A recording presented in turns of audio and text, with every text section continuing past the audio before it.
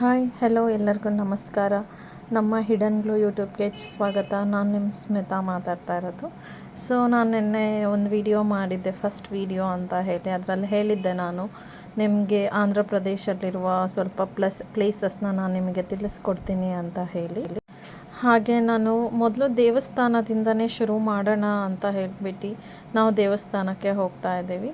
So ದೇವಸ್ಥಾನದ ಹೆಸರು ಬಂದ್ಬಿಟ್ಟು ದ್ವಾರಕಾ ತಿರುಮಲ ಅಂತ ಹೇಳಿ. ಇಲ್ಲಿ ಚಿಕ್ಕ ತಿರುಪತಿ ಅಂತಲೂ ಕರೀತಾರೆ. ಇದು ತುಂಬ ಫೇಮಸ್. ಯಾಕೆ ಅಂತ ಹೇಳಿದ್ರೆ ದೊಡ್ಡ ತಿರುಪತಿಗೆ ಯಾರಿಗೆ ಹೋಗೋಕ್ಕಾಗೋದಿಲ್ಲ ಅವರೆಲ್ಲ ಇಲ್ಲಿ ಬಂದು ಪ್ರಾರ್ಥನೆ ಮಾಡ್ಕೊಳ್ತಾರೆ. ಸೊ ಅಷ್ಟು ಫೇಮಸ್ ಇದೆ ಇದು ದೇವಸ್ಥಾನ. ಸೊ ನಮ್ಮ ಮನೆಯಿಂದ ದೇವಸ್ಥಾನಕ್ಕೆ ಹೋಗಬೇಕು ಅಂದರೆ 40-45 ಕಿಲೋಮೀಟರ್ ಆಗುತ್ತೆ. ಹೈವೇ ಆಗಿರೋದ್ರಿಂದ ನಾವು ಬೇಗನೆ ಹೋಗ್ತೀವಿ. ನಾವು ದೇವರ ಹಾಡನ್ನು ಕೇಳ್ಕೊಂಡು ಹೋಗ್ತಾ ಇದ್ವಿ ಅಲ್ಲ, ನಮಗೆ ಯಾವಾಗ ಹೋಗಿದ್ವಿ ಅಂತಲೇ ಗೊತ್ತಾಗಿಲ್ಲ. ಹಾಗೆ ಆನ್ ದಿ ವೇ ನಾವು ಪೆಟ್ರೋಲ್ ಕೂಡ ಹಾಕಿಸ್ಕೊಂಡು ಹೋದ್ವಿ.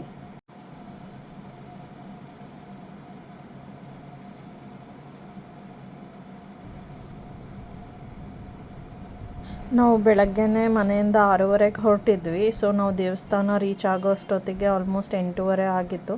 ನಾವು ಸ್ವಲ್ಪ ಬೇಗನೆ ಹೋಗೋಣ ಅಂತ, ಯಾಕೆಂದರೆ ತುಂಬ ರಶ್ ಇರುತ್ತೆ.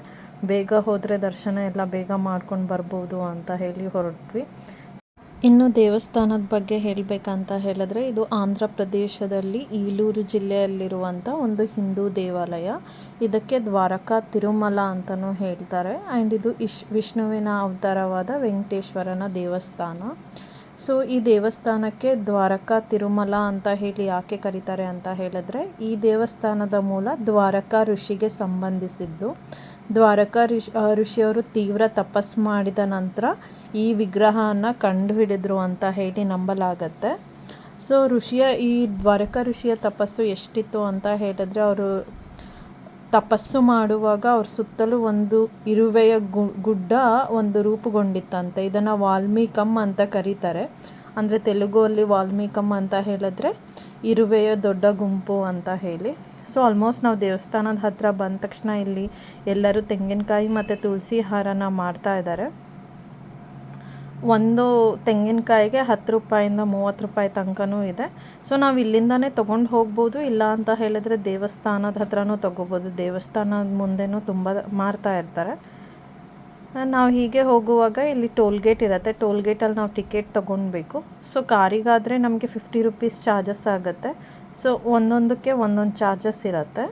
ಇನ್ನೂ ಒಂದು ವಿಶೇಷ ಅಂತ ಹೇಳಿದರೆ, ಈ ದೇವಸ್ಥಾನದಲ್ಲಿ 2 ವಿಗ್ರಹಗಳು ಒಂದೇ ಗರ್ಭಗುಡಿಯದಲ್ಲಿದೆ. ಸೊ 2 ವಾರ್ಷಿಕ ಬ್ರಹ್ಮೋತ್ಸವಗಳನ್ನು ಕೂಡ ನಡೆಸಲಾಗುತ್ತೆ ಈ ದೇವಸ್ಥಾನದಲ್ಲಿ. ಒಂದು ಸ್ವಯಂಭುವಿಗೆ ವೈಶಾಖ ಮಾಸದಲ್ಲಿ ಅಂತ ಹೇಳಿದ್ರೆ ಮೇ ಅಲ್ಲಿ, ಮತ್ತು ಇನ್ನೊಂದು ಅಶ್ವಯುಜ ಮಾಸದಲ್ಲಿ ಅಂತ ಹೇಳಿದ್ರೆ ಅಕ್ಟೋಬರ್ನಲ್ಲಿ ಪ್ರತಿಷ್ಠಾಪಿತ ದೇವರಿಗೆ ಪೂಜೆ ಮಾಡಲಾಗುತ್ತೆ.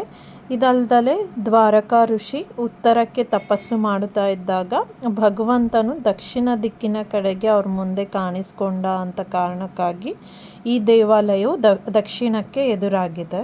ಸೊ ಈ ದೇವರು ನಮಗೆ ಮೇನ್ ಗೇಟ್ ಬಂದ್ಬಿಟ್ಟು ದಕ್ಷಿಣಕ್ಕೆ ಕಾಣಿಸುತ್ತೆ. ಸೊ ಇದು ದೇವಸ್ಥಾನದ ಎಂಟ್ರೆನ್ಸು. ಸೊ ಪಾದಚಾರಿಗಳಿಗೆ ಬಿಸಿಲು ತುಂಬ ಇದೆ ಅನ್ನೋ ಕಾರಣಕ್ಕೆ ಈ ಥರ ಇವಾಗ ಶೆಡ್ಡೆಲ್ಲ ಹಾಕಿದ್ದಾರೆ. ಸೊ ನೋಡಿ, ನೀವು ಈ ಕಡೆ ನೋಡ್ತಾ ಇರೋದು ಈಗ ಮುಂಭಾಗ, ದೇವಸ್ಥಾನದ ಮುಂಭಾಗ. ಸೊ ಮೊದಲೆಲ್ಲ ಕಾರ್ ಪಾರ್ಕಿಂಗ್ ಈ ಕಡೆ ಮುಂದೆನೇ ಮಾಡಿದರು, ಬಟ್ ಇವಾಗ ಸ್ವಲ್ಪ ದೂರ ಮಾಡಿದ್ದಾರೆ. ಸೊ ಅಂದರೆ ಅಲ್ಲಿಂದ ನಮಗೆ ಅರೌಂಡ್ 1 ಕಿಲೋಮೀಟ್ರ್ ಅಷ್ಟು ಆಗುತ್ತೆ ನಡ್ಕೊಂಡು ಹೋಗಬೇಕು ಅಂತ ಹೇಳಿ. ಇದಕ್ಕೆ ಯಾವುದೇ ರೀತಿಯ ಚಾರ್ಜಸ್ ಇರೋದಿಲ್ಲ. ಟೋಲ್ಗೇಟಲ್ಲಿ ನಾವೇನು 50 ರೂಪೀಸ್ ಟಿಕೆಟ್ ತೊಗೊಂಡಿರ್ತೀವಿ ಅದು ಇದರಲ್ಲೇ ಆ್ಯಡ್ ಆಗಿರುತ್ತೆ. ಸೊ ನಾವು ಅಲ್ಲಿಂದ ನಡ್ಕೊಂಡು ಬರ್ತಾ ಇದ್ವಿ. ದೇವಸ್ಥಾನಕ್ಕೆ ನಾವು ನಡ್ಕೊಂಡು ಹೋಗ್ತಾ ಇದ್ದೀವಿ. ನೀವು ನೋಡ್ಬೋದು ಎಷ್ಟು ದೊಡ್ಡದಾಗಿದೆ ಅಂತ. ಇನ್ನೂ ಕನ್ಸ್ಟ್ರಕ್ಷನ್ ಆಗ್ತಾ ಇದೆ. ಮುಂದಿನ ದಿನದಲ್ಲಿ ಇನ್ನೂ ತುಂಬ ಇಂಪ್ರೂವ್ ಮಾಡ್ತಾರೆ. ಇದು ಬರೀ ದೇವಸ್ಥಾನ ಅಷ್ಟೇ ಅಲ್ಲದೆ ಇಲ್ಲಿ ತುಂಬ ಕಲ್ಯಾಣ ಮಂಟಪ ಕೂಡ ಇದೆ. ನಾವು ಹಾಗೆ ದೇವಸ್ಥಾನದ ಮುಂಭಾಗ ಹೋದಾಗ ಇದನ್ನು ತಿರುನಾಮ ಅಂತ ಹೇಳಿ ಕರೀತಾರೆ. ಸೊ ಇಲ್ಲಿ ನಮಗೆ ತುಂಬ ಜನ ಇರ್ತಾರೆ. ನಮಗೆ ಬೇಕಂತ ಹೇಳಿದ್ರೆ ನಾವು ಹಾಕಿಸ್ಕೋಬೋದು. ಇದಕ್ಕೆ ಯಾವುದೇ ರೀತಿಯ ಚಾರ್ಜಸ್ ಇರೋದಿಲ್ಲ. ಅಂದರೆ ಅವ್ರು ನಿಮಗೆ ಮನಸ್ಸಿಗೆ ಎಷ್ಟು ಕೊಡಬೇಕು ಅಂತ ಹೇಳಿದ್ರೆ ನಿಮಗೆ ಎಷ್ಟು ಕೊಡ್ಬೋದು, ನಿಮ್ಮ ಕೈಯಲ್ಲಿ ಆದಷ್ಟು ನೀವು ಕೊಡಬಹುದು. ಸೊ ನಾನು ಹೇಳಿದ್ನಲ್ಲ ಸ್ಟಾರ್ಟಿಂಗ್ ತೆಂಗಿನಕಾಯಿ ಎಲ್ಲ ಇಲ್ಲಿ ಸಿಗತ್ತೆ ಅಂತ ಹೇಳಿ, ಇದೆಲ್ಲ ಶಾಪ್ಸ್. ಇದು ಬರೀ ತೆಂಗಿನಕಾಯಿ ಅಷ್ಟೇ ಅಲ್ಲ, ನಿಮಗೆ ಪ್ರತಿಯೊಂದೂ ಸಿಗತ್ತೆ. ಮಕ್ಕಳಿಂದ ಆಟ ಸಾಮಾನಿಂದ ಹಿಡ್ದು ದೇವರ ಮೂರ್ತಿಗಳಿಂದ ಹಿಡ್ದು ಪ್ರತಿಯೊಂದಕ್ಕೂ ಒಂದೊಂದು ಸ್ಟಾಲ್ ಇದೆ, ನೋಡೋಕ್ಕೆ ತುಂಬ ಚೆನ್ನಾಗಿದೆ. ಸೊ ಇದು ಮೊದಲ ಎಂಟ್ರೆನ್ಸು ಅಂತ ಹೇಳಿದ್ರೆ ದೇವಸ್ಥಾನಕ್ಕೆ ಹೋಗೋಕ್ಕೆ. ಇಲ್ಲಿಂದನೇ ನಾವು ಟಿಕೆಟ್ ತೊಗೊಂಡೆಲ್ಲ ಹೋಗಬೇಕು. ಕಲ್ಯಾಣ ಮಂಟಪ ಅಂತ ಹೇಳಿದ್ನಲ್ಲ, ಇದೆಲ್ಲ ಹೌದು. ಇದೆಲ್ಲ ಸಾಮೂಹಿಕ ಮದುವೆ ಎಲ್ಲ ಮಾಡುವಾಗ್ಲೂ ಇದೆಲ್ಲ ಒಂದೊಂದು ಕಲ್ಯಾಣ ಮಂಟಪ ಯೂಸ್ ಮಾಡ್ತಾರೆ. ನೋಡೋಕ್ಕೆ ತುಂಬ ಚೆನ್ನಾಗಿದೆ ಅದೆಲ್ಲ.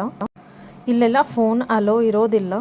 ನಾವು ಮೊದಲು ಪೂಜೆ ಮಾಡ್ಕೊಂಡು ಆಮೇಲೆ ದೇವಸ್ಥಾನಕ್ಕೆ ದರ್ಶನಕ್ಕೆ ಹೋಗುವ ಅಂತ ಹೇಳಿ ನಾವು ಮೊಬೈಲ್ನ ತೊಗೊಂಡು ಹೋಗ್ತಾ ಇದ್ದೀವಿ.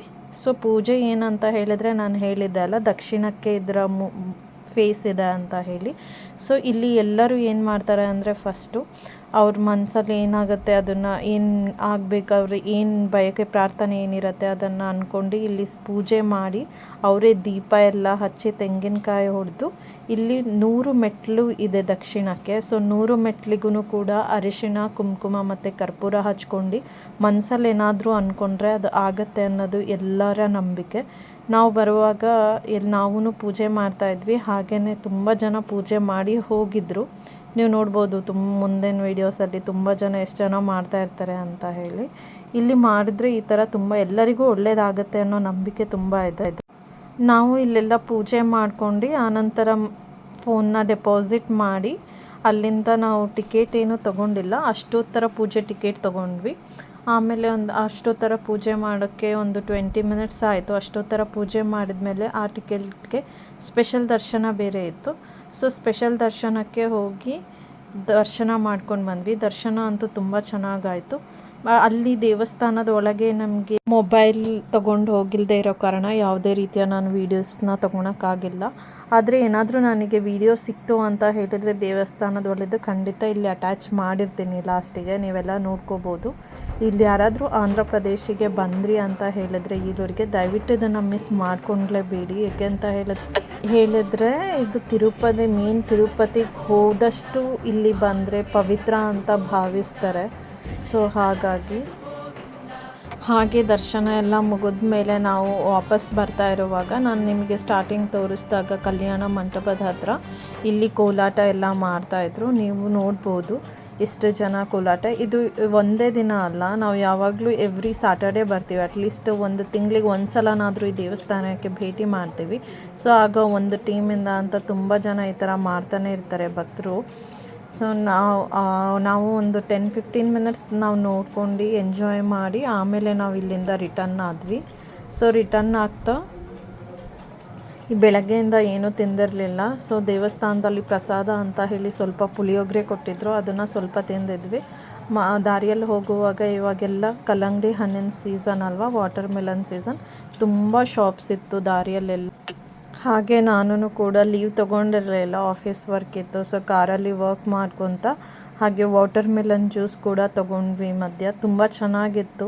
ಏಕೆ ಅಂತ ಹೇಳಿದ್ರೆ ಇವ್ರು ಮಿಕ್ಸಿಯಲ್ಲಿ ಮಾಡಿರಲಿಲ್ಲ, ಒಂಥರ ಹ್ಯಾಂಡ್ಮೇಡ್ ಮಿಕ್ಸಿ ಅಂತಲೇ ಹೇಳ್ಬೋದು. ನೀವು ನೋಡ್ತಾ ಇದ್ದೀರಾ ವಿಡಿಯೋದಲ್ಲಿ. ಸೊ ಒಂದು ಗ್ಲಾಸ್ ಕುಡಿದ್ಮೇಲೆ ತುಂಬ ಚೆನ್ನಾಗಿ ಅನ್ನಿಸ್ತು. ಸೊ ಅದು ಕುಡ್ದು ವಾಪಸ್ ಮನೆಗೆ ಬಂದ್ವಿ. Thank you for watching this video. ಇನ್ನು ಮುಂದೆನೂ ಇದೇ ಥರ ವಿಡಿಯೋ ತೊಗೊಂಡು ಬರ್ತೀವಿ.